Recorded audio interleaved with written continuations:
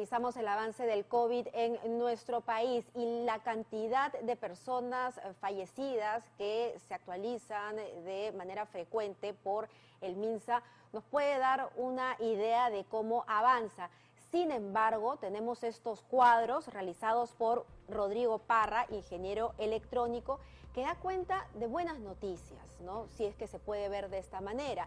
Esto, por ejemplo, es Arequipa. Los datos son del SINADEF, es decir, del Sistema Nacional de Defunciones. Y ahí se pueden ver las muertes a diario. Las muertes por toda causa, por COVID y por no COVID, incluyendo a los sospechosos. Y la línea que nos importa es la línea roja, porque es la que corresponde al año 2020, y la línea negra es la del año 2019, y la comparación es abismal. Vean ustedes este pico al que se llegó en el mes de julio. El 29 de julio aproximadamente es la fecha en la que Arequipa registró la mayor cantidad de muertes por toda causa, y vean ustedes este descenso sostenido hasta la fecha. El último registro que ha hecho Rodrigo Parra es del 26 de agosto. Así es, y es importante, ¿por qué los datos del SINADEF? Porque al no tener un número claro, ¿no?, en las cifras oficiales, las del SINADEF serían las que más se acercan a la realidad. Como ustedes pueden ver, es la línea negra la que hace referencia a las muertes el año pasado. Hay una gran diferencia, sin duda. No solamente es muertes por COVID, ya lo había dicho Pamela también, muertes por no COVID, es decir, pueden ser accidentes o puede ser algún tipo de enfermedad que no fue atendida, ¿no?, o un hecho criminal. Esto corresponde a Puno. Todo iba bien. A ver, tenemos la fecha de Puno hasta aproximadamente el 15 de julio, y ahí es cuando vemos que, o el 8 de julio, y ahí vemos cómo empieza a subir de manera dramática. Así es, y el pico más elevado para Puno, ¿verdad?, es el día 12 de agosto. El día 12 de agosto es la fecha en donde se registraron más muertes por toda causa. Cae, luego hay un ligero ascenso nuevamente el 19 de agosto, y a la fecha, hasta el 26, ya está cayendo. Es importante esta tendencia que acabamos de ver en Puno y en Arequipa. Y ahora estamos viendo el cuadro de Cusco. Aquí la cosa parece haber tenido una ligera meseta, ¿no? Porque efectivamente empiezan las muertes a registrarse un poco tarde, ¿no? Aproximadamente el 15 de julio, y hay una subida realmente impresionante hasta el 29 de julio, y se mantiene alto. El pico más elevado es también el 12, el 19 de agosto, y cae también de manera significativa. Es importante esta información porque nos da una luz de esperanza. Rodrigo Parra es ingeniero electrónico y quien se ha dado el trabajo de sistematizar esta data, y por supuesto toda colaboración suma. Muy buenos días, Rodrigo, gracias por estar con nosotros. Buenos días, Mabel, buenos días, Pamela. Rodrigo, tú has sistematizado esta información del SINADEF en todas las regiones. ¿Cuál es tu conclusión? Bueno, como ya adelantaba Pamela, y ocurre a nivel nacional, se ve un descenso ya desde hace varias semanas. En el caso de Perú, de manera macro, este descenso ya tiene 23 días. Es una tendencia descendente que no se había visto antes, desde la reactivación, cuando fueron solamente 10 días. Y puntualmente sobre las regiones que ya mencionaron, en el caso de Arequipa es una tendencia descendente muy marcada, que ha tenido un pico a finales de julio. En el caso de Cusco y Puno, que también mencionaron, este descenso también viene siendo marcado, pero lleva solamente unas 2 semanas, ¿no? ¿Y esto qué nos está diciendo? Porque hay que tener en cuenta la evolución de la enfermedad hasta que, en el peor de los casos, una persona muere. Lo que estamos viendo a la fecha, el día de hoy, corresponde a acciones que han sido tomadas hace unas 2 semanas aproximadamente.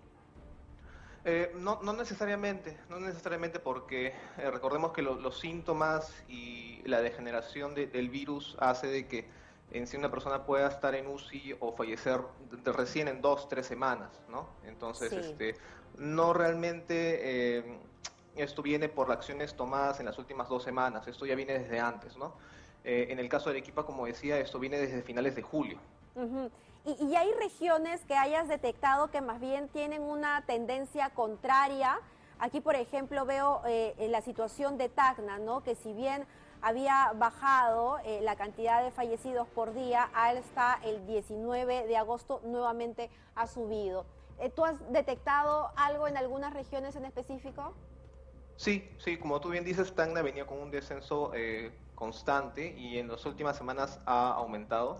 Lo mismo está ocurriendo en Huánuco, por ejemplo, ¿no? Ujú. Y me parece que también en Huancavelica. En Huancavelica también está ocurriendo lo mismo. Entonces, son regiones que no han tenido una tendencia estrictamente en descenso, sino por momentos también suben y eso es lo que está ocurriendo en este momento.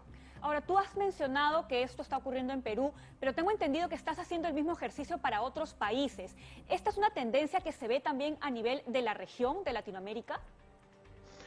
Sí, a nivel de Latinoamérica, Colombia está disminuyendo los casos, está disminuyendo las defunciones. Chile lo tiene básicamente controlado, tiene una positividad de 5%, que es estrictamente creo que lo que pide la OMS. Por el lado de Argentina, digamos que todavía no logran controlar la cantidad de casos, tienen una positividad alta de 45%. Entonces, esos son algunos ejemplos que te puedo dar de Sudamérica, ¿no? Ahora, eso no significa que cantemos victoria. ¿Cuánto tiempo más tendríamos cuánto tiempo más tendría que pasar para decir que esta tendencia es realmente eso, sostenible, ¿no? Bueno, en nivel de defunciones estamos recién a niveles de inicio de mayo, ¿no? Ajá. Entonces todavía estamos lejos. El nivel de defunciones por toda causa es igual, o mejor dicho, es más del doble del que teníamos en esta etapa en el 2019. O sea, repito, aún estamos lejos. En niveles de positividad estamos en un 25 a un 30% en las últimas semanas comparado con Chile, como mencionaba, y las recomendaciones de la OMS, que son debajo de 10% o estrictamente debajo de 5%, seguimos lejos, ¿no? Pero siendo optimistas y mirando el lado bueno, son 23 días en descenso, que las defunciones por toda causa que sabemos que en su mayoría son por COVID, están disminuyendo. Ujú. ¿Y es posible hacer una comparación con otras bases de datos que nos digan, por ejemplo, qué tipo de población es la que ahora se está contagiando? Porque hay quienes podrían decir, bueno, si están descendiendo los muertos es porque el COVID ya se está quedando sin gente a quien matar, ¿no? Si lo decimos así fríamente. Sí, y esa es una hipótesis muy válida cuando se hace la pregunta de por qué están bajando las disfunciones, si es por atención temprana, si es el plan Sí. Taita o si lamentablemente la población más vulnerable fue la afectada, ¿no? Entonces puede ser una suma de las tres. Y con el tiempo que ha pasado es muy válido que la población más vulnerable ya haya sido la afectada y los que se están contagiando actualmente son jóvenes o personas que no requieren hospitalización porque si tú sumas el factor de funciones disminuyendo con otro dato importante que son las hospitalizaciones, que ya tienen aproximadamente 10 días descendiendo, entonces sustenta el hecho de que Claro. las personas ya no necesitan esta atención. Bueno, de hecho sí hay información que ha alcanzado de salud, según su mapa de calor, en donde la tasa de contagios ha crecido, pero en niños y jóvenes, ¿no? Que no son las personas más vulnerables. Ahí sí habría una coincidencia. Así es, que pueden soportar mejor la enfermedad si es que les llega Sí. a dar y no terminan en un cuarto UCI y no en un O ni desenlace siquiera fatal, ¿no? necesitan ir al hospital, como bien dice Rodrigo. Entonces necesitamos esperar un tiempo más. Rodrigo nos cuenta entonces que estamos como si estuviéramos en mayo, ¿no? Que ya era una situación preocupante. Sí. Así que, o sea, cada vida importa. Lo que tenemos que hacer es achatar esa curva de muertes para poder estar mucho más tranquilos, para tener la seguridad de que nuestros seres queridos no están siendo blanco de este virus y una vez controlado esto, esperar la vacuna. Es decir, la vacuna no va a venir a solucionar esta curva. Creo que son las acciones individuales, las responsabilidades individuales y también, por supuesto, de las autoridades las que nos va a ayudar a que se mantenga esa tendencia, Rodrigo. Y muchísimas gracias por este aporte. Imagino que en unas semanas más nos volveremos a encontrar para volver a leer el avance de estos cuadros. Y para la gente en Twitter, te puede seguir también en tu cuenta oficial. Pamela, la tienes ahí, que se me fue la batería aquí. Déjame prender la computadora. Rodrigo, ¿cuál es tu cuenta oficial? Se me fue la batería. Sí, no te preocupes, es R Parra Wong. De Rodrigo Parra Wong. R Parra Wong, todo junto. La gente que tiene Twitter lo puede seguir en las redes sociales y ahí él va a estar colocando estos gráficos que son muy, muy valiosos. Muchísimas gracias, Rodrigo. Son las 8:28 y ahora nos tenemos